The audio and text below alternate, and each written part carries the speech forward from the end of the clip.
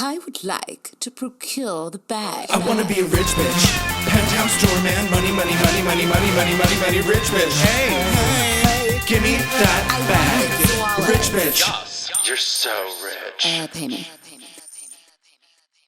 Veggie dogs and fried food. That's what I eat. I mean, that's if that doesn't sound like Pennsylvania to me, I don't know what does. You know what? Bless her. I'm just glad to be back. You look Bless her great. indeed. I'm glad to be back. Thank you so much. I've had such an odd week that I'm like trying really hard in this leopard print and leather jacket situation to like just feel kind of glam squad for I like myself. that I have a flowery like cut to the lows. And a leather jacket. I love Leather, that. I love that we didn't discuss this and we None of both us turned up.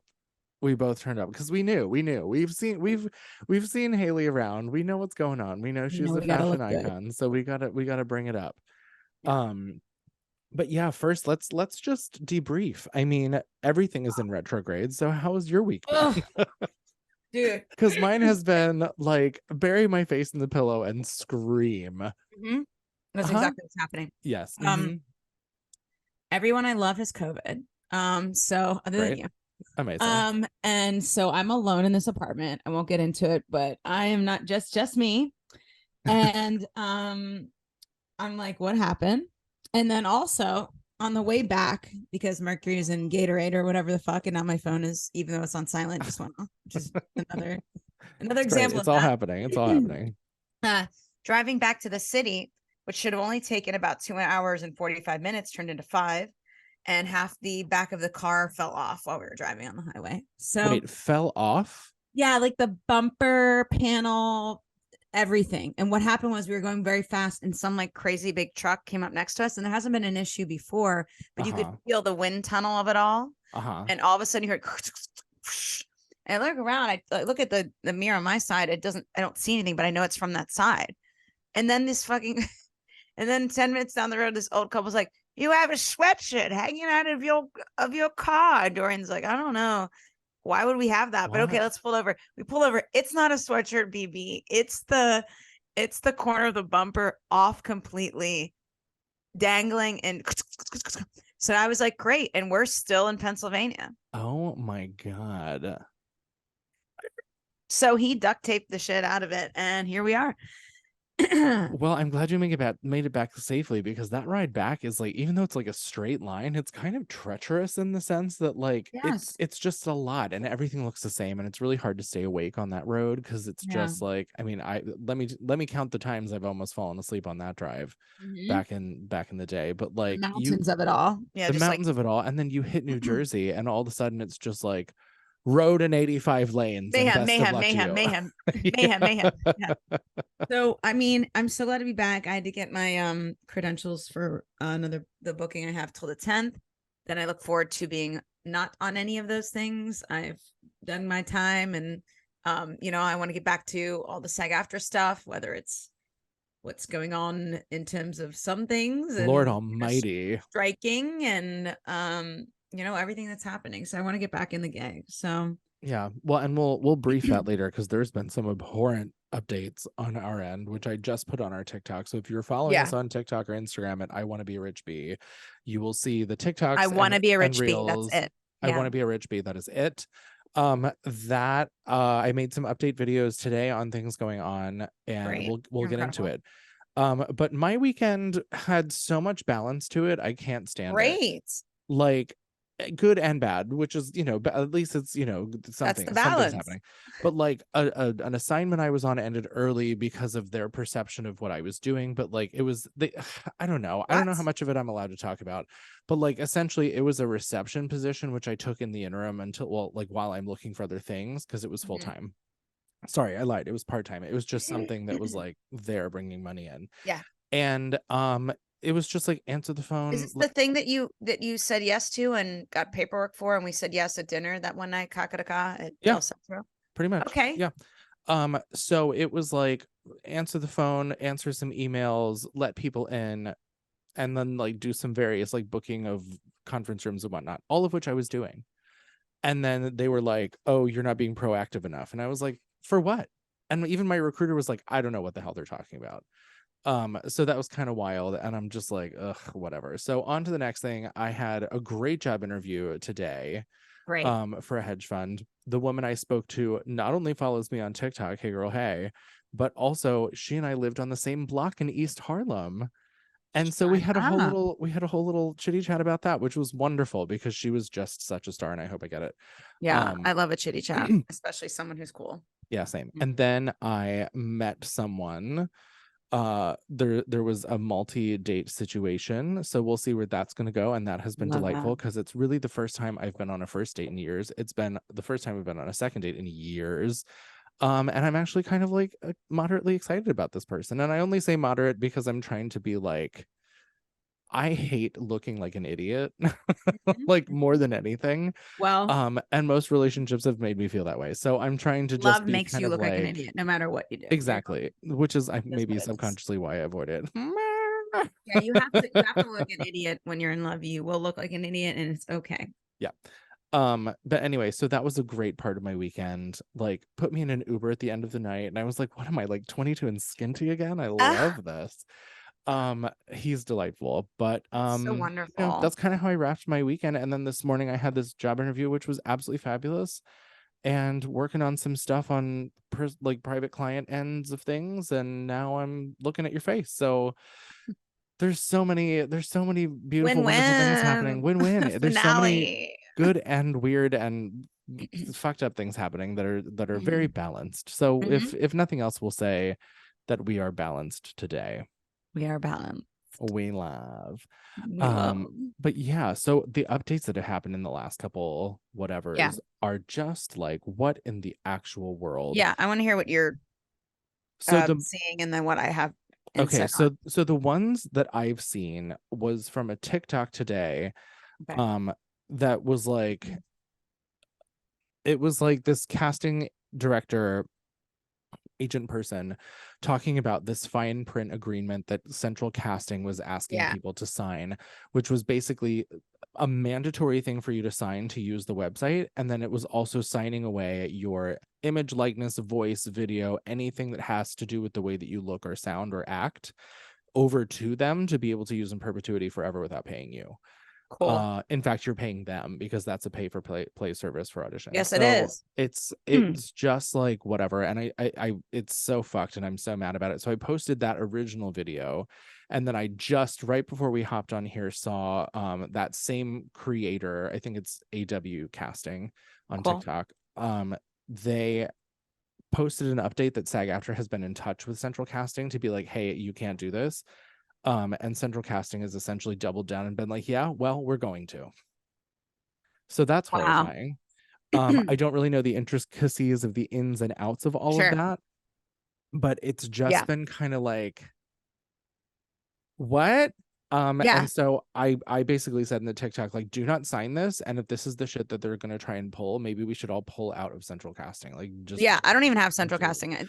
I haven't used it since, like, casting networks. I thought is what the thing was. Central Casting to me is just it's background database for background. But I mean, at the same time, like, if that's the example, then I said at the end of the video, like, let's keep an eye on Actors Access and casting networks, because like, if one does it, who's to say that others won't? Right. Well, the good news is the difference between the other ones we're talking about is they're actually more like getting you in touch with a production that then whatever. And if that production has become SAG-AFTRA, which I don't go on any auditions that aren't, they won't do this because it's illegal for them to do it. So luckily, it's not going to happen like a giant sweep on any of these casting sites. Central Casting itself is its own entity. That's the issue. There's like Grant Wilfley, Central Casting. There's like one other one, maybe three, Sylvia Faye, Lee Jenick, whatever it is. There's three of them or something in New York City, and they're all just background casting. So the problem is they kind of feel like they own like the contract or whatever that pipeline is to backgroundness. What kills me though, is if they were to do this for a union production, right? They can't. We're fighting against that. That's why we're striking. They can't do it. So it's really short-sighted as well. It means that they're trying to do low budget shit using these human beings likenesses. Definitely don't sign anything with them. Definitely don't use that thing. I can't say enough how much this goes against literally what we are fighting for right now against the AMPTP. I think they just took the AMPTP's playbook, and since they don't have a lot of power other than background, they're like, you know what? Let's try that. Let's try what they were saying. Scan you for one day, pay ya, gotcha. That's it. Yeah.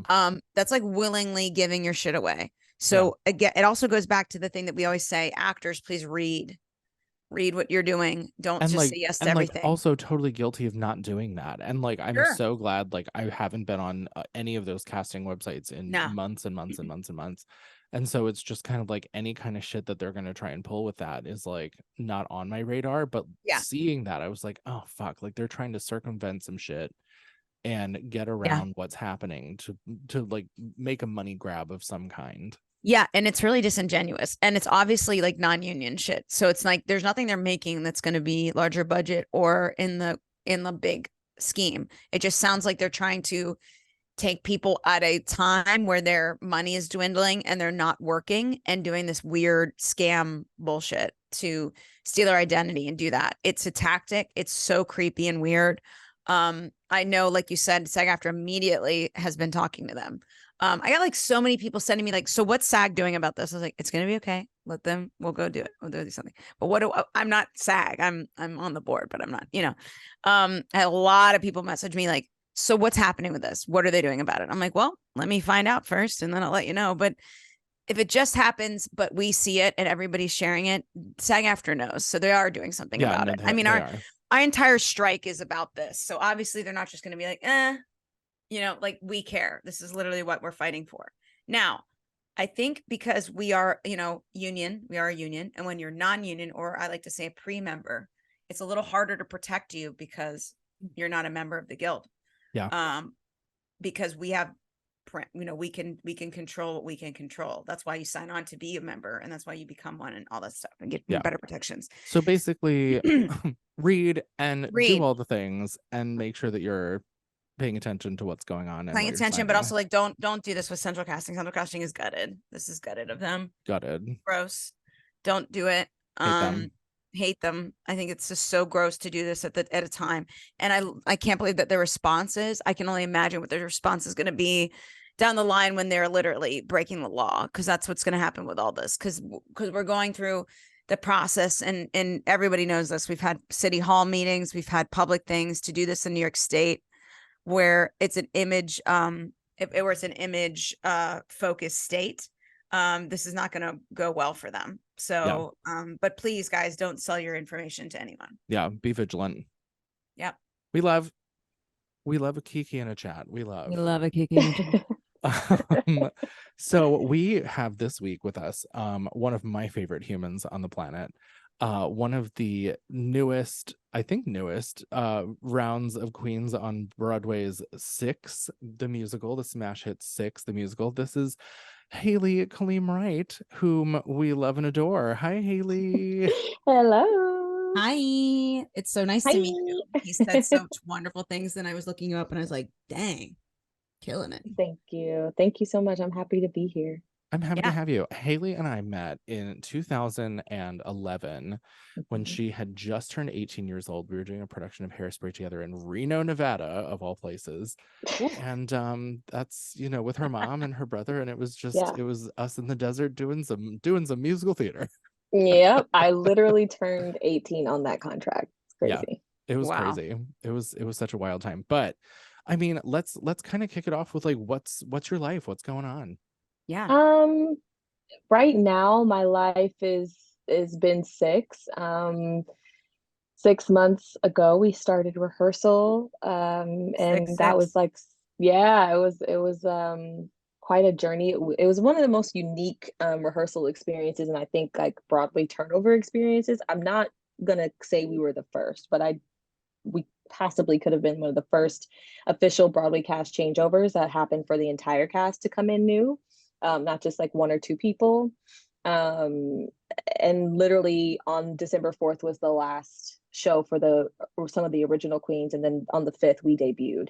So audience members bought their tickets not knowing necessarily that this was our debut night. We didn't have any previews, which is something that you normally get when you do a show to that magnitude. You get some time to figure it out, especially such an audience heavy show. But we were kind of just thrown to the wolves, and luckily we all made it. We all made it out. I mean, 6 months later, you're still standing. So yeah, totally. Still standing. Did you find that process to be more stressful, or did you kind of find it to be, because when you're doing previews, I know from experience, me doing theater too, it's like previews kind of get you like, okay, I want to do this thing. I really want to do it. Was it interesting just to be thrown into the fire, or how did you feel? It was weird because, again, like I said, it's a heavy, like anybody who's seen Six knows, like it's a lot of crowd participation. And we didn't ever have a crowd. Like that was our first time with a crowd, was on our debut night on a Broadway stage, with press and our families and everything there. So it was very, very, I will say that it was a great way to like know that this is what I love to do and that I'm capable. And like it showed, I think, for all of my cast members, I think we all were like, oh, we're pretty bad chicks. Like we just did that, and with not a lot of help. We had only run the show 2 other times prior as well to the debut fully. With costume, with set, with the ears, with the band, like 2 times. And we fought for the second time, to be honest with you. So it was an arduous rehearsal process, I'll be very honest, but it did again, like I said, teach me a lot about myself. And I think we were able to bond as well as a cast. I think we really had to lean on each other, which was really great. So instead of that lead up time to the opening night, if you will, we kind of were like the girls that if rehearsals at 10, we were coming in at 9:30 and running the show as much as we could together. We were keeping those formations tight. We were making sure we went over our harmonies. Like we were driving our way to a successful debut, no matter what stood in the way. So that was really cool. It just shows what you're made of. It's like when you're in the trenches, 100%. like, for sure. And I can see that reaffirming how you feel about your career as a whole. I mean, it's exhilarating. And also with a live audience, I'm sure. I mean, what was the audience like the opening night? Man, they were so beautiful and super receptive. I mean, obviously, we had a good amount of family, and like there's also like, big fandom around Six. So a lot of the new none of the fandom people knew that we were coming in. So they were very supportive of us. They wanted to hear our options, and they put videos up the night of, so welcoming us. And even just when they announced the cast, they were super, super kind and was sending, lots of love and stuff. So it was a beautiful experience, which it could have gone any other way. Sometimes with fandom and standum, people are rude and mean. They're like, I want to see the people that I started loving this with. So it was really beautiful to see that the queendom, as they call it, the queendom was really receiving of us. And we had a great time. It was so fun. My mom was actually like directly in front of me, a couple rows back. So by the time we got to the end, she was just bawling. And I was like, don't do that, Aisha. I know. What a nerd. And we know she's not quiet about it either. Oh my God. Well, and that was the other thing. She was like, woo. I mean, it's a perfect show for her. The funny part is she's only 100%. Seen it once. She's only seen it once, which is crazy. She saw Paradise Square like 13 times. Oh my God. Right. Because that was your Broadway debut. Yeah, that was my Broadway debut. Wow. Yeah. Talk about stuff you're made of. Truly. My Lord. To get through that. I don't know what you are and are not allowed to talk about that, but well, you know what? I feel like it's weird now. Anyone who is like in the theater world, you may have heard about Paradise Square and all of its shenanigans. But I think now, just because I was a part of it for so long, so many iterations of it, I have like a lot more positive memories about the show than negative ones, which is like beautiful to me. Mm-hmm. That I've been able to process all of the other stuff and kind of compartmentalize and take away with the people and the experiences and the laughs and the joy that I had from that show. And that was my Broadway debut and my principal debut. So like that's like it's very fun. I still fondly think about that show, even though it was a bit of a hot mess at times. A lot of times. Well, and that was that was really only on the back end too. That wasn't like so much the forward facing, because I mean I saw you in the show. I saw the show. The show was great. I had a good time there, and the music was wonderful, and the choreography was great, and the story was great. So like all of that you're inferring to is all behind the scenes producer nonsense stuff. Exactly. Which if you Google for 10 seconds, you'll find out all of that. 50 articles. And we don't need to go into it. Yeah. But I mean, Sarah had kind of said something about like what you're made of, and I know that that's a thing that you are very proud of, and I watched a lot of that story arc in your lifetime go by. So if you want to tell us a little bit about what you're made of, and essentially like your story of coming to New York and all of that. Yeah, I think, for me, I think my favorite word would probably be resilience. And I definitely think I'm definitely a definition of resilience, and like just to keep pressing forward. I mean, you know about that with your surviving of cancer, super resilient in that manner.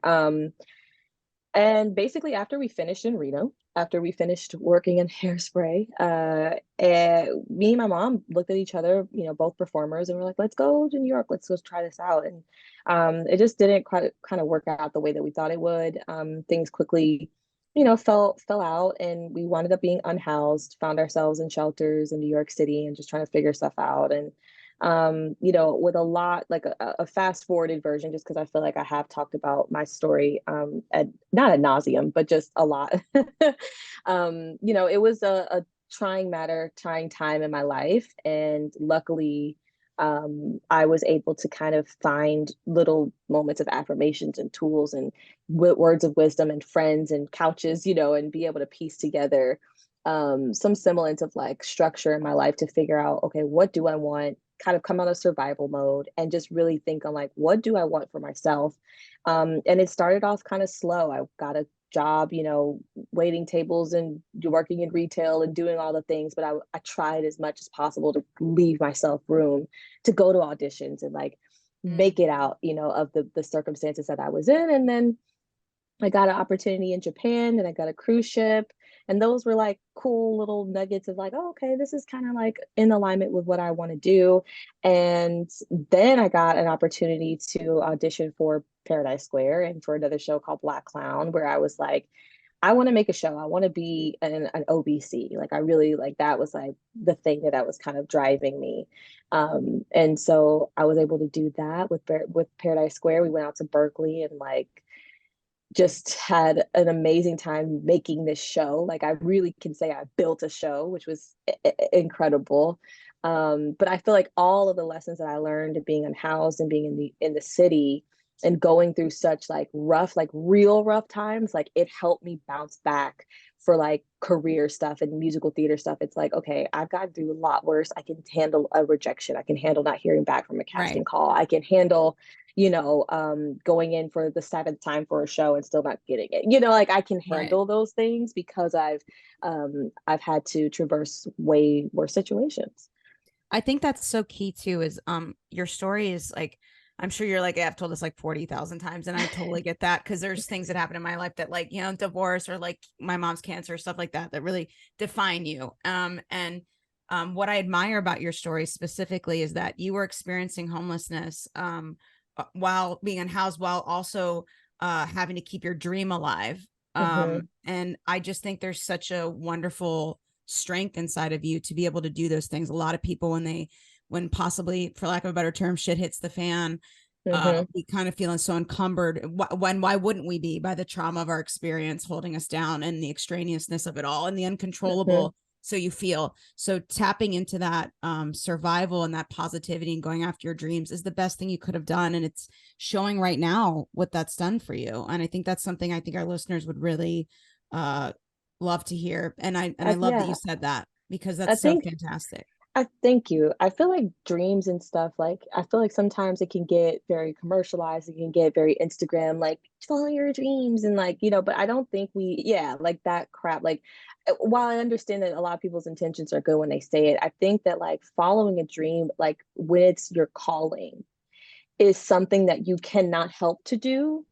Exactly. There is no choice.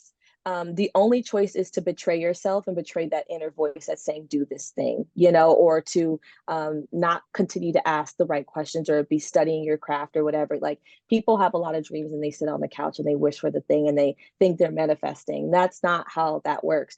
I think manifestation is basically, intention and emotion meet together. I think that's the same as prayer. I think prayer, manifesting, whatever you want to call it, whatever makes you comfortable. I think all of those things are required. Intention and emotion are required. And luckily, because I had nothing to lose, I had plenty of emotional availability to say, well, fuck it, I'm just gonna go and try. Like I think I could have had the opposite reaction. I could have said, well, fuck it, I'm gonna go out and party and drink and drug or whatever. But that I think would have made the matters worse. I knew it would make the situation worse. I knew that it wouldn't affirm the thing that's calling at me. And like I said, I kept getting these affirmations or these little moments of nuggets of friends telling me, oh, there's an audition over here, or yes, you could sleep on my couch while you come in and audition for a second, or just whatever. I've had so many helping hands along the way that also kept putting logs on the fire right when I was about to give up. I've had many moments where I thought I was going to give up and I wasn't going to make it, and I had to. I'm a very reflective person. My therapist just told me, she's like, you're very reflective. I was like, thank you. I do my best. It's a good thing to hear from your therapist. Yeah, I was like, okay, I'm just gonna compliment. But like, I am in that way. Like, I do want to kind of always ask myself why I'm doing something. So there's check-in moments, even on Broadway, even making it. I'm like, okay, why do you still want to do this? Why are you interested in this? Like, constantly just asking myself the question. So that way I stay rooted in not getting caught up in the ego, but also rooted in like, what is this, what a part of this serves me, because it gets monotonous, it gets hard, on Broadway. It's not an easy job. No, I admire that, especially like coming from the 8 film shows and a week. TV.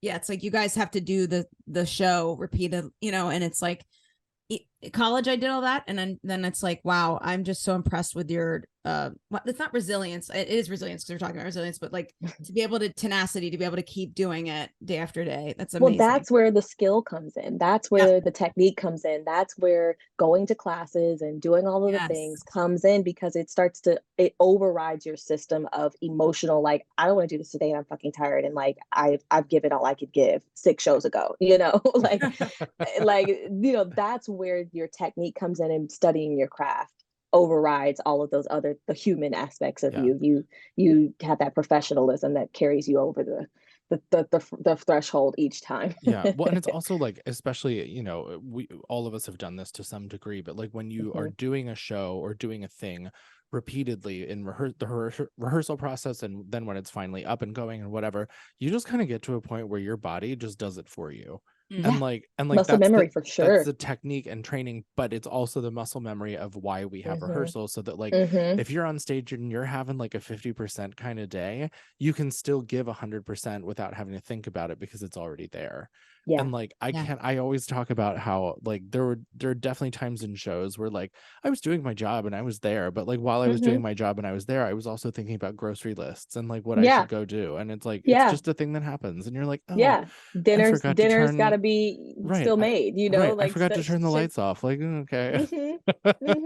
Stuff still has to happen, life still is happening. And I think it's I think about this often, like watching all the Renaissance tour videos. I'm like, I wonder what Beyonce's thinking about right now. I know she's not like, like I know she has moments where she's like, oh, I hope the kids got fed, or the new Chanel perfume or whatever, whatever rich people think about. But like I'm sure that every performer has that, and I think we also have to give ourselves grace for that too on stage, because I used to beat myself up like, oh my god, I was thinking about getting ramen and not present in the moment, and like maybe I did bust up a line a little bit and I didn't say something perfectly, but like, again, we're human, we're not robots. And I think I would love for our industry to shift into maybe a different system that allowed us to be able to stay present for the amount of time that we are needed. But that's a whole other I love that. Whole other show.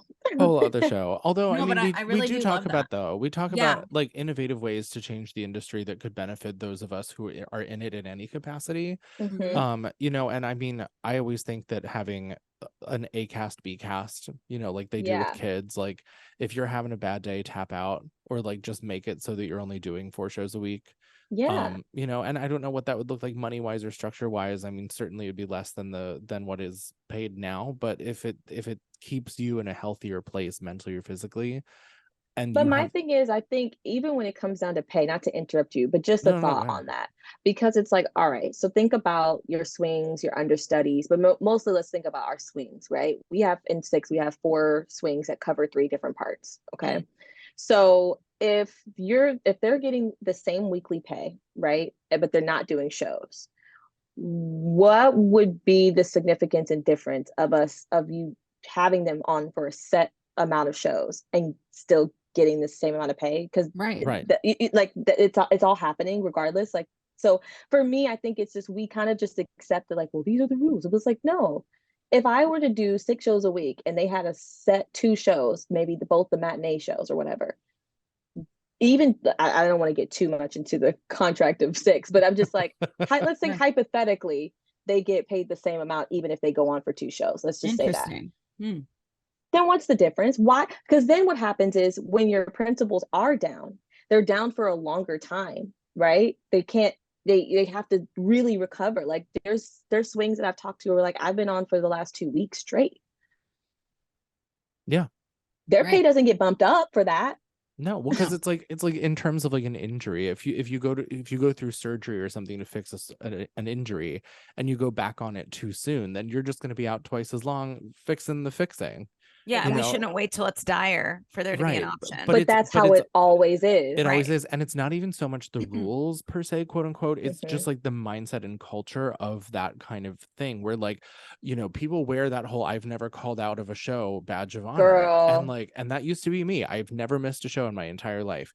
And I used to like swing that around like a big old dick. Like I've never, like, who cares, dude? Like no one's patting you on the back for that. You don't get bonus points. Like, it's like the women who are like, I never used any drugs when I gave birth. It's like, great, but cool. You want a cookie? Like, can I get a bunch in my back? And to your point, like if they're also getting paid the same, then like let's take care of each other. Like let's use this whole theater community, quote unquote, that we claim to be, and actually take care of each other in the functionality and structure of the business end of it too. It's not just like kumbaya and we love each other and let's do the things. It's also how can we fundamentally change things to make sure we're all taken care of in every way. Right. And that's why in film and television, stand-ins work every single day, and they are working. They're not just like, I'm there in case. No, they're there while all the lighting is being set up. You're exhausting your person, by spending 4 hours to set the lights, and then you want them to just be like you got to be considerate. I find that a lot of the musical theater industry is extremely inconsiderate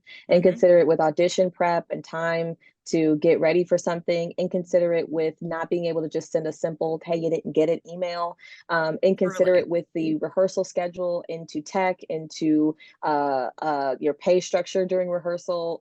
I'm working harder in rehearsal than I am. Why am I getting paid less? So I feel like there's just a lack of consideration for a lot of the unpaid hours and unpaid labor and unseen labor that really needs to be addressed on a larger scale, and accountability has to be had that you are overworking your performers and you're beating them into the ground and your shows suffer for it. So why not try to do something different? Right. They're doing 7 shows a week at Sweeney Todd, Yeah. Well, and all the principals have just been out for COVID. I think yesterday was the first day that Josh was back. And that also goes into my plight about star casting, which we won't get into because that's a totally different conversation. They were playing to empty houses because the 2 leads were out. So it was like, they had half houses because their stars were out. But that's a totally different rant that I'll go on at a different time. But yeah, I mean, it's just, it just doesn't feel right. Like you wouldn't do that in sports. You wouldn't play on an injury. And in sports they have off seasons. In sports they have off seasons. I remember I was dating somebody in a sport, and they were like, so when's your off season? I was like, off season? What is that? What is that? That's unemployment. That's unemployment, babe. That's what the off season is. Well, and it's not even unemployed. And especially with the way that like there's audition season, of course, like where auditions are heavier, but then you have the rest of the year where things are also still going on. So it's just, there is no like summer. Maybe you could argue that it's an off season, but yeah, exactly. You're on call the whole year, all the time. I don't know. It's like, and then and then you get a contract and you sign this year contract, and then you're just expected to work every single day except for that one day off, and never take a day off and never get sick, and and the guilt and the shame of like not being able to do stuff. It's a lot of stuff that we need to relook at and kind of re-examine and see where all of this guilt and shame comes from, and who benefits from us feeling guilty and shameful, who benefits from us feeling like we can't call out, who benefits from us waving that flag around if I've never called out and all that stuff. Like, who really benefits from that? Because it's the not producers. I mean, sort of, imagine that. The people who don't have to do I the feel show. like we're having a war against those in a global scale right now. But Interesting. Labor. Hello. Yeah. Yeah. Well, I also think it's multi generations of being told that you're replaceable, you're a dime a dozen, we don't need you, and you should be lucky to be. You should feel lucky to be here, which like is also true. However, don't treat me like that. But don't take me for granted. Yeah. Because you did go through 2,000 people to get to me. Hello. So remember that as well. And we all have social media now, and we'll drag you on it. Thank you. Yeah, truly. Yeah, truly. 29,000 followers on TikTok. Thank you. Follow me. You better get it. Yeah. I mean, same. I've been stuck at 29,000 for like a year. I hate it. I'm so mad. It's so annoying. I was like, girl, if you don't get me to 30, what is happening? I know. I'm like 600 away. I'm so mad. But actually, I do want to kind of harken back a little bit to what you had said earlier about like the things that kind of got you through the process of like moving to New York from Reno and then being unhoused and then making it to Broadway. Like, what are some of the, I don't know if you want to call them like mantras or affirmations or whatever. What are some things that you actually like actively did or thought or wrote down or used as tools to kind of get you out of that or keep you in a place where you could be in that?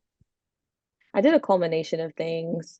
I got really, really lucky that at a young age, I saw The Secret, which I know is like, I know is like such a like oldie but good. Like to me, it's a goodie. You know, it's still like because I know people kind of took it and were like, "Well, I want a Lamborghini," and it's like it's not really about that. It's a little deeper than that. But I was using The Secret to kind of just test and see what was available for me in this big old universe, right? So I actually watched The Secret in a shelter. I rented it from the library, rented it from a library, and I watched it, and I really watched it with intention. I was 18 at the time, and I remember, if you guys can remember the movie, there's like a certain point where they would talk about the thoughts of you, and they had this imagery of like it whooshing like this orb essentially like from your brain into the environment with like great power and great force. Great visual for me. I'm such a visual person. So I thought about that imagery, and me and my mom named it the whoosh. And so we'd be like, okay, we got to whoosh this, we got to whoosh ourselves into a better situation. So funny enough, like watching that, I because like in the shelter system, I don't know if it's changed now. This was like in 2013 or 14, but I remember you couldn't have an AC unit. So obviously in New York in the summer, it's super flipping hot. And so I would go to the Lincoln Center Library and I'd bring my journal and I'd sit, and you can rent a computer there too. So I'd rent a computer, I'd have a journal, and I'd sit and I'd journal, and I would try to whoosh good things for myself. I wasn't quite into what we call scripting. I wasn't into that quite yet, but I was getting there. I just need to journal my feelings and like try to sit with like, what do I want to do? And I'm not gonna lie, sometimes I sit at the library and just watch YouTube videos of like expats. Like, so I got really into like Korean K-pop. I got into trying to learn Korean. I was teaching myself Hangul for a certain point in time. I could read and write in Hangul because it's actually a pretty easy language to learn the alphabet of and learn the phonetics sounding of everything. And so I would till 4 or 5 in the morning, just sit and watch these expats who live in Asia, who travel around from all the Asian places. They go to Korea, they go to China, they go to Japan, they just pop around. I was learning so much about Asian culture. And I really was like, I want to do that. And then subsequently, like a couple weeks later, my mom was like, hey, there's this audition for Universal Studios Japan. And I booked it. I got it. And I went to Japan. That was my first acting job after Reno. First acting job was in Asia, in Japan, completely living for free, got a house, got a this, got a that, and the way that it happened was crazy because it was like, I knew that I wanted my family to still be okay, right? Because I have a little brother and my mom, and so I wasn't in New York alone. So it was like, okay, I want them to like be okay, but I still want to go to Asia. So like each month we hit a milestone. Like we got an apartment, got a job, got an apartment, got a car, and then I left to Japan. Like it was like everything had gotten set up to where they were good, and then I could really like fully enjoy myself and immerse myself in that place. And I turned 21 and 22 in Japan. And that was like, I just knew that was proof that like I had whooshed it, you know, I had done the thing of like mentally getting out of my way of like the things that I wanted. I had called it to me. And that was proof, but I did a lot of little things along the way of like, I would just always like imagine the subway doors being open when I come down, like, and it would, you know, just to like strengthen my mind to universe, like path, you know, just to strengthen that muscle. And then like I would imagine going into the audition room and like seeing people smile at me and like feel like it was genuine. Like I would visualize that happening for myself. And then as I got better, I feel like now where I'm at is like if I think the thought, it's done. If I feel it and I think the thought, it's done. But this is, I mean, from 18, I'm going to be 30 in like 2 weeks. So this has been a long practice. But yeah, I used a lot of my woo-woo magic of The Secret and scripting and affirmations. I love affirmations. Yes.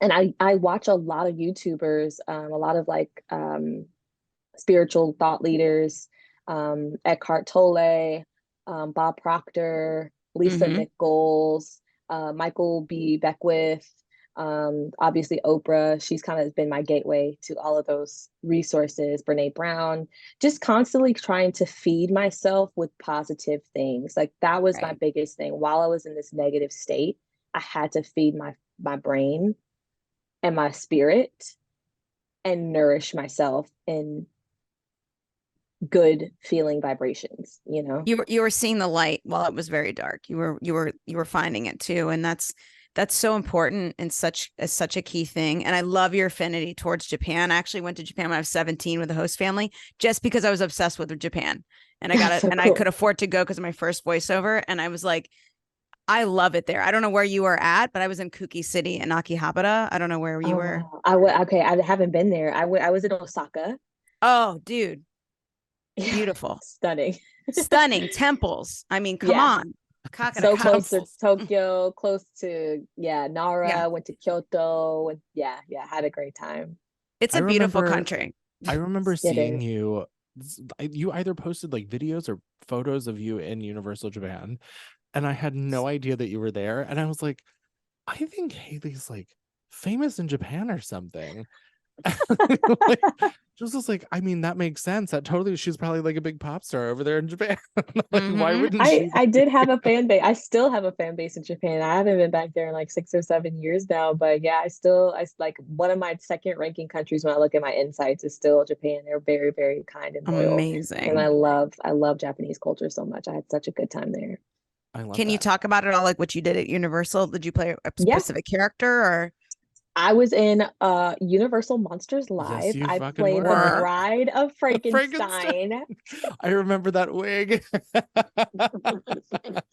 Wow. But you know what's fucking funny? Like if I show you the costume from that show and I show you, it's not the same color palette, but it's the same idea as the Six costume. I'm not kidding you. Like I kind of laughed at it because I was like, I know that this is all just happenstance, but literally it's like a corset, the big puffy skirt at the end, big curly wig. Like it's literally Katharine of Aragon. It just made me chuckle when I looked at it. I just recently looked back and I was like, that's hilarious. But yeah, I played the Bride of Frankenstein. I sang I Will Survive by Gloria Gaynor, we share the same birthday. Yeah. Oh. Yeah, that's my birthday twin. Not, I mean, the years, but you know. Obviously, yes. Yeah.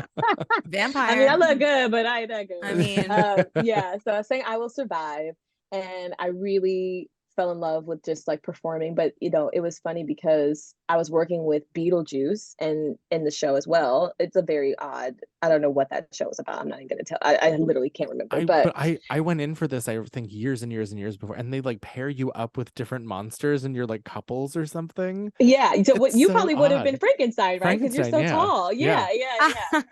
I was so mad too. I got that casting and I was like, I am getting called in for fucking Frankenstein. Are you kidding me? And like they had to wear like all this green makeup and they had to put these like little things of like I had to do the bolts. It was like a whole thing. It was so funny. But like it was my college. Like Japan was my freaking college and it was lit. Like I Yes. loved it. Like we were famous. Like we definitely were famous there. People wanted our autographs, our pictures. They wanted to know if we were going to be in like clubs and stuff. I was performing my own music and like doing my own shows out there. Amazing. Yeah, it was incredible. It was incredible. And then the second year I did an atmosphere show, which means I was like performing outside. And we did like a pop R&B medley. So I sang like Shake It Off by Taylor, and I sang like Break Free by Ariana Grande, and I can't remember all the other songs, but those are the ones that come to mind. Please talk about your original music stuff. Like I remember all of like the first iteration of this and how it changed over the years, and I think that's part of one of the reasons why I thought you were famous in Japan, because I saw you performing in clubs doing your own thing that wasn't the Universal Studios show, and so that was just the assumption that I was like, oh, like Hailee's over there with like a record label or something getting famous in Japan. No, okay, so doing my original music was actually nuts because Japan let me get like my stage presence, you know, like I really was able to gain my independence on the stage from having such an audience that didn't even know what I was saying. They don't know, you know what I'm saying? Like I couldn't make a mistake really. Right. As long as I sounded pretty decent and looked pretty decent, I couldn't make a mistake. So I started writing music in New York. I actually got a record deal when I was younger, before I left New York, but that fell through, and that was kind of the thing that catapulted me to like to have to think about where I wanted to go next. But was that the place that was like, I want to say it was like West 43rd Street? So it's actually weird. So this is another one of those like weird moments. So it was at the Observer building, which used to be like a paper, the Observer, which was like right on. Oh, sorry, it was right on 44th Street, and sorry, hold on one second. Yeah. Sorry, my family. Okay. Anyways, but yeah, it was at 44th Street and 8th Avenue, and that is actually where I signed my record deal. And we rehearsed at 6 in the exact same building. Stop it! Wow, nuts! I went up there with you one time, didn't I? I'm sure, because it was like such a cool thing. I was like, "Come to the studio," yeah, you know. because and we they went had up, a we met up for like and lunch or something, and we went up into the studio and like walked around, and then we saw Jeff Goldblum on the corner. Yeah, like it was literally like everybody and their mama was at that, because Diddy had a studio there, and so it was crazy. It was a really cool moment. But right, so you can see how I would think you went to Japan to go be famous. I mean, yeah, exactly. I mean, that it was my escape plan. I mean, it really was a lifesaver for me too. It was like a parachute, you know, a new lifeline. It gave me a new start, you know. Mm-hmm. No, I see that. And I also like how as your journey goes, I mean, as performers and artists, and those of us living in this cuckoo cuckoo world, this crazy city also, stuff I'm talking about, I did 4 years ago. I was like, well, how did I get here? And then you talk about like 4 years from now, like, how did I get here? And it's such a saying yes to the things that give you life, that give you these opportunities. People don't know what that's like until you're in it. And so I think it's really cool how many things that you've done to take you to the next thing. Have you ever done The Artist Way? Oh, that's so interesting you said that. I actually started reading that book, and then I had to stop because I literally was like, I need to be able to commit to this. I bought the journals, like I literally have the journals. I just need to start. And you know, okay, I'm gonna just ask you this. Are you a journaler as well as doing morning pages? I got really in my head about like, how do I do morning pages, but like also journal and like do what I do when I journal, but also like, will morning pages take all away my journaling? Like I got very in my head about it. Yes. I think what happens is it's just like everything else, is relinquishing that control, and that what's going to come out of you in the morning might itch that need to journal. But then sometimes there's days where it's like, that stream of consciousness was straight gobbledygook, and I love that for me, and that's what got me in the morning to go like, girl, what the fuck, blah, blah, blah, blah, blah. And then later I was like, I'd love to like just really talk about how my day went, or like where I'm feeling right now. And like sometimes your morning pages are that, and that was more often than not, where I would do the morning pages and it would just be like so primal, just coming out of me in the morning, that I wouldn't feel the need to journal as much. But I still had days where like this huge thing happened, let me talk about that, or let me draw this thing or see how I feel. So to me, it was when I stopped caring about whether it's going to hurt this or affect that. I was like, let me just see, does it make it even more vibrant and interesting, or what does it do to it? You know, because either way, they're all in you. If you want to journal, you'll be able to do it. But I did find a lot of times my morning pages were the things that I probably would have written. And it was just more, to me, it was almost more honest, because it was just stream of consciousness as opposed to like what I want to put down, if that makes any sense. I love that. No, that's super, super helpful. And now I'm going to get back started on it, because I really got so in my head about that, and like it kind of just halted the whole process. But it changed my life. It changed my life. I went through like a really, I went through a really long relationship. It was over a decade, and then a divorce, and I was very blocked creatively. And I was like, what am I doing? Like as an actor, I was doing pretty well, especially film and TV stuff, but I wasn't writing like I used to.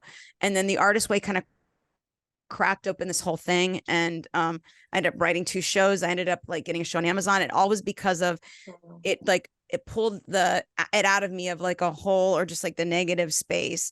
And this was all, you know, also during the start of the deep lockdown pandemic. This all happened months after, but it was like all during that time where I was like rebuilding and just being myself.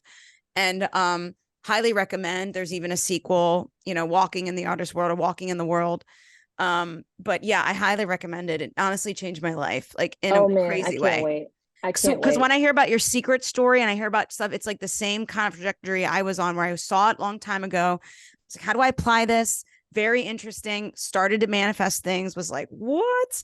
And then when the Artist Way came back to me, or came to me in a time where I really needed it, I was pushing it away. And then I was like, oh my gosh, I really should just fully get into this. It changed everything.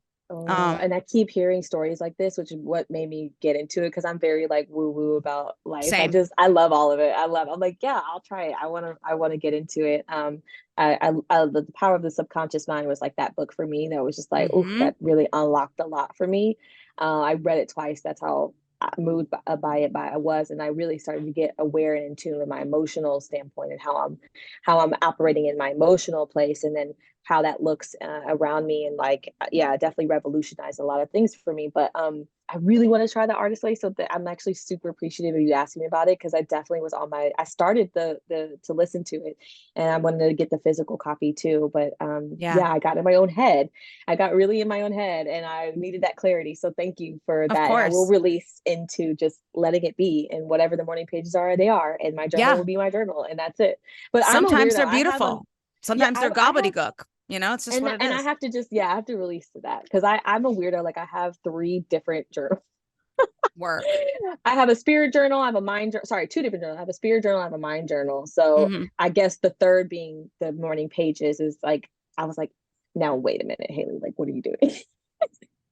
There was a book. I'm trying to find it on my phone. I can't find it, but there was a book that you recommended to me when we were doing the American Horror Story thing that you were reading. It was probably The Power of Subconscious Mind. Is it that? Because I was rereading it. I think I was rereading it at that time, or maybe that was my first time. Yeah, because I think I got the audiobook to that, and I started to listen to it. I don't know if I finished it. I think I finished it. I love stuff like that. I'm just gonna buy it right now on Amazon. I'm new to this whole like world of things like this, but like I started doing the Artist Way. Apparently I'm doing it wrong, but at least I'm doing the morning pages part of it. Because like, well, you're not doing it wrong, you're just not doing it fully. There's nothing wrong about that. Okay. But like, that's the negative take. You're just not, you just need to do all the things. Right. Okay. I stopped reading after like Artist Date, and I was like, okay, let me do this, and then I just stopped, and I've been doing the pages.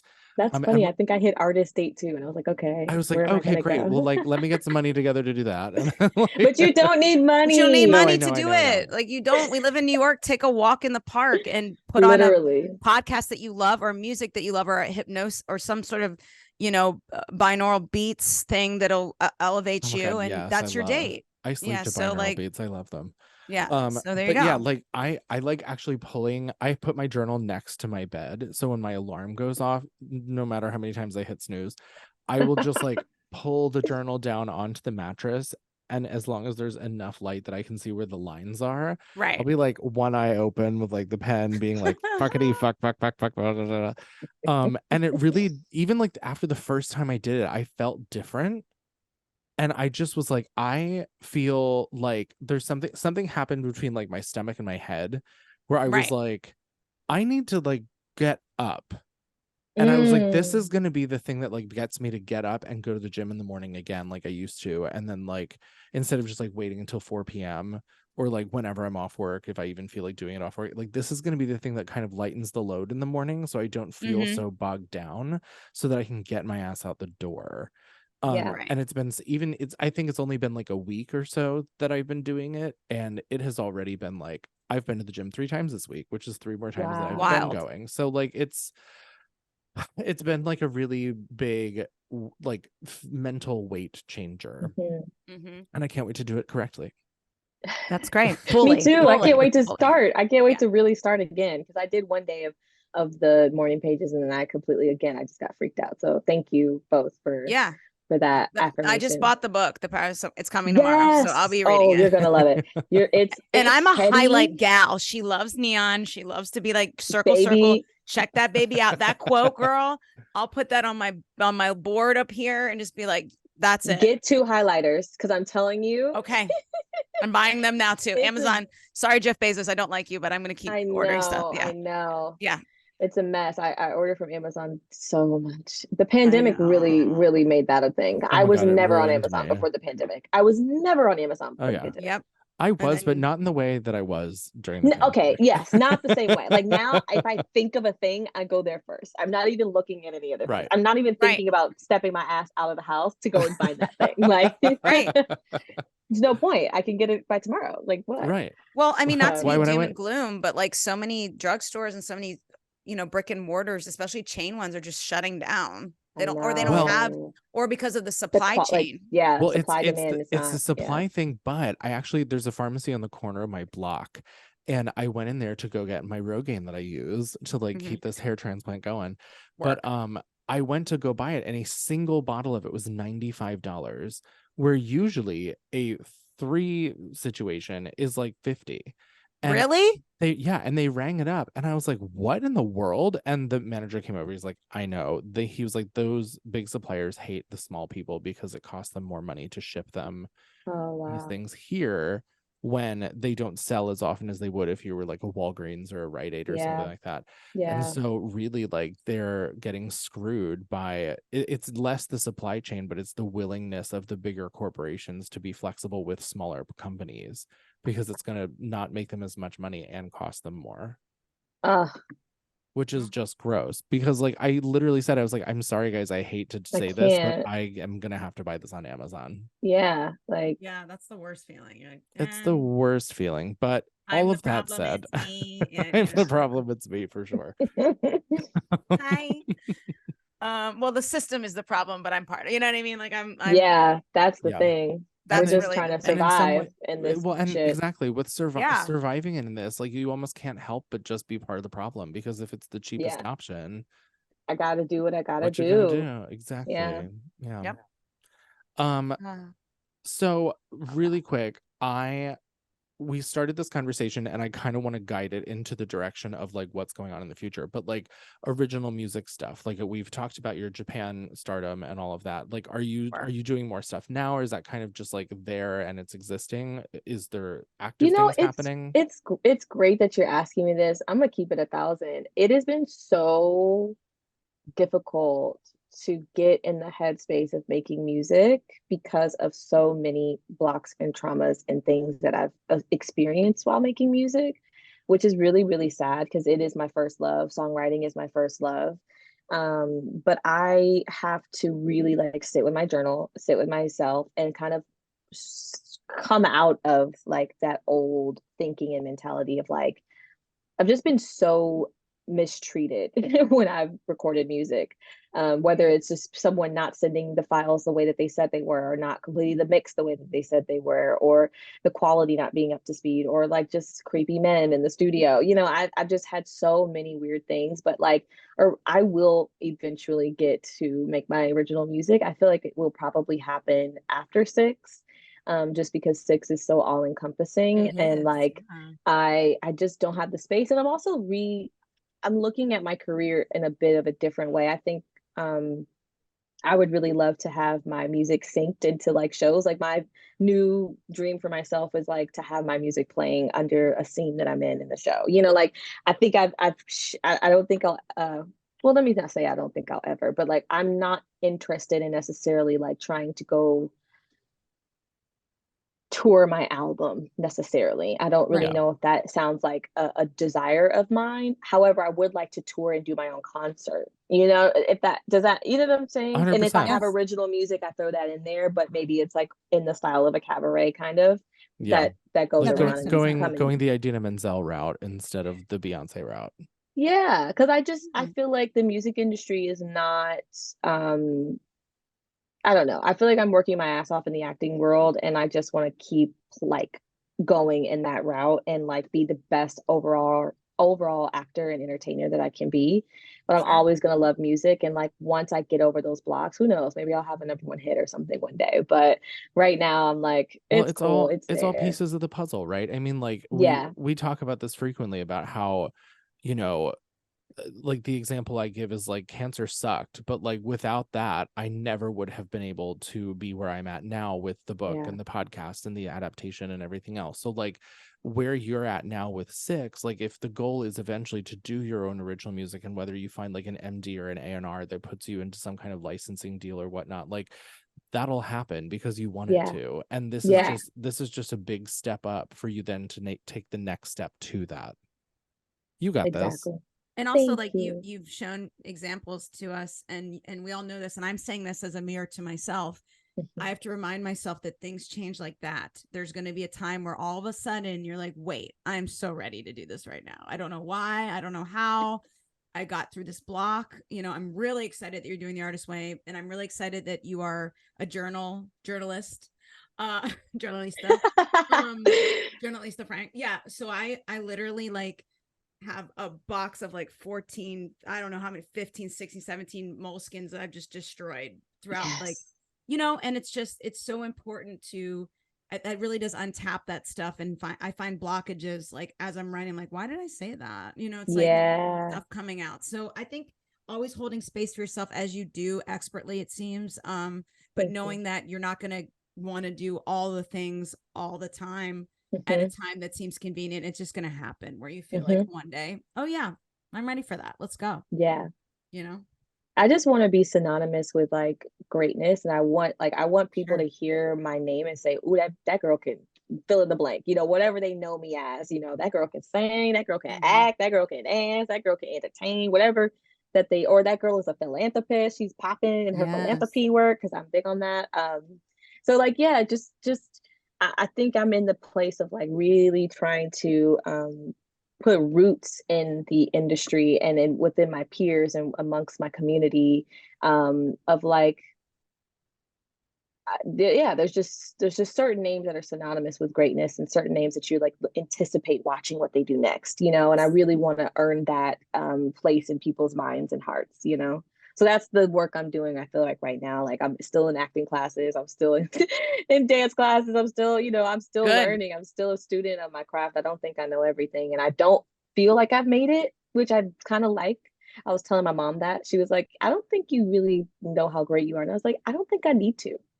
Like, I understand that I have a light about me. I know that I'm a good person. I know that I have talents, but I don't necessarily need to like buy into whatever is going on that makes people go like, you know, I don't think I need to buy their into standard. all of that. Their standard of what that means. What does that mean? I have my own. I got my own barometer of like things. I had a performance at Broadway and Bryant Park that, you know, went really viral, and I before it went viral, I felt really good about it. You know what I'm saying? Like I came off stage and I was like, I think I did good. And, you know, and my mom was there and she was like, girl, you did that. I was like, okay, cool. That's enough for me. You know, you sure did. That little like sidewalk across the stage.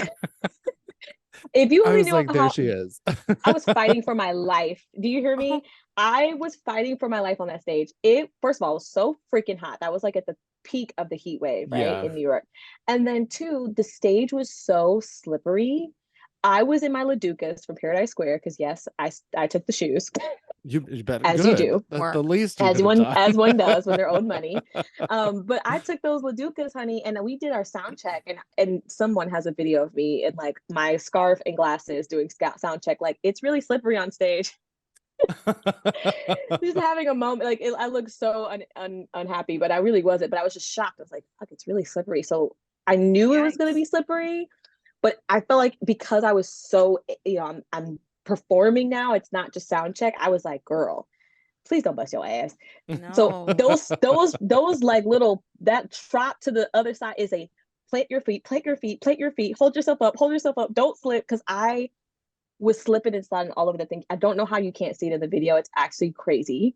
I did not clock that at all. That is a multitask queen right there. Yeah. I had to go straight to PT afterwards, y'all. I'm not even kidding. My body was like gripped up because I was holding I was like, because I slipped a few times, and so I like triggered my ass cheeks to my back to my arm. Like it was a thing. Relatable content. I'm gonna get to it. Yes, get it.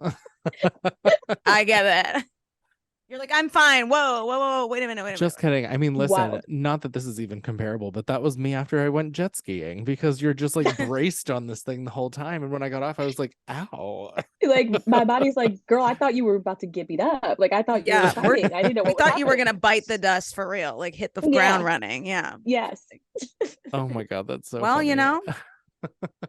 And if I would have fallen, I would have looked cute getting back up. So it don't matter. That's I mean, one way or another, it was going to go viral. As long as you look good while you do it, whatever. Right. It would have been like the 6 cast Scarlet Takes a Tumble moment where like Aragon goes down. I refuse. Not on that day. I needed that to go right, which I was I was really proud of that performance. And my performance at the Juneteenth concert where I did Don't Rain on My Parade. Oh my God, that was so good. That was a fun one. That was so good. And that was my first time singing that song ever. Like literally ever singing it and also that day. I had not sang it like prior in sound check or anything. So yeah, I mean, again, it's like my own dare you. I know. Wow. Scary. Raw talent. Like, I like to challenge, like that's what I get off on. I like to challenge myself in that kind of way. Like, if I feel like, oh, I'm scared, then it's like, okay, I want to do that. Like I want to do a play. Like I need to do a play. Oh my goodness, I know, right? Yeah. Preferably at the MTC theater, since I could just conquer all of those theaters. There you go. Get it. Right, just stay in the row. Yeah, just like why change my commute? Yeah, exactly. Make it easy for yourself. But I mean, listen, I know that you're aspirational to be amongst names of great people, but to me, you already are there. You know, like you're one of those people that I've had the pleasure of meeting in my lifetime. Of all the regrets that I have of like my performing career in theater and what I should have done and could have done and whatever, like the people are the things that are the piece of it to me that I wouldn't change a thing. And you're top of the list right there. I mean, you guys were some of the only people that came to visit me while I was in the hospital. And you know, I like keep an eye on you, you know, I keep like a big brother eye on you. Always. Like, and we've just always stayed together. I mean, you helped me write my first resume. You helped me literally write my first resume. We made up so much shit on that resume. And I was like, Edward, I don't know if can I lie about this? I was like, whatever, you're smart. No one will know. You can sing that song without practicing it in front of a live audience. You can do anything. I mean, literally in the middle of Times Square. Like those were good times. But I really do mean it. I do keep an eye on you, and I'm very proud of you. And I don't really have many words beyond that, because it's just awe-inspiring how far you've come in like all the peaks and valleys of it all. I can say the same for you too, baby. We were praying for you in that hospital bed. We knew you were gonna come up out of there, and we just wanted to cover you with love. And I'm just so proud of where you are. I'm happy for you, and I'm so excited to be, you know, on your show and just watching you do your thing. I mean, same and likewise. Yeah, I just have really enjoyed talking to you, and I really do find a lot of the things you're saying really resonate with me. And I think anyone who's been through a lot of stuff or has had a journey, you know, it's all different. Everyone's journeys are very different, but I love your resilience. I really admire that. And, you know, all I can say is from my experience, you know, all the bad things or the things that are hard, I always came out of it so much stronger. And I can see that you've applied that. And that's really the point, is that we're all just trying our best. We're all just human beings in this rock floating in space, trying to do the best we can. And we have love to give and art to show and labor to get paid properly for as SAG after board member, Sarah sees. But what I'm saying is we have all these things in our lives that are so beautiful. And it's wonderful that even through the dark parts, we learn so much beauty. We learn so much about ourselves. And I just have really admired hearing your story, and I thank you for sharing, because it's not only inspiring to me, but I know it's going to be inspiring to so many people who hear this and thank you. will want to watch you continue to rise. So thank you. Yeah. Rise up. Rise up. I love it. Do it. Yeah, that's great. Well, Hailee, I'm proud of you. And this is real rich bitch behavior. So keep it up. Truly. Keep it up. Truly. Like, and I promise I will come see you in 6 soon. Yeah, and I want to come see you. Let's go together. That would be really fun. Let's go. There we go. We go. When are you back in? I'll tell you when we're not recording. Great. Copy. Okay. Love that. All right. Well, then let's not be recording so that we can have that conversation. Well, thank you guys for listening. Where can we find you, gal? Where can we find you on the interwebs? Like, where can we? I'm on Hailee Kaleem Wright on all platforms. I'm mostly just on TikTok and Instagram. I'm thinking about making a YouTube channel, but we'll get there. We'll get there. It's a thing. Yeah. Thank you. Thank you for listening, everyone. Leave the money on the table. I would like to procure the bag. I wanna be a rich bitch. Penthouse doorman, money, money, money, money, money, money, money, money, rich bitch. Hey, give me that bag. Rich bitch. You're so rich. Pay me.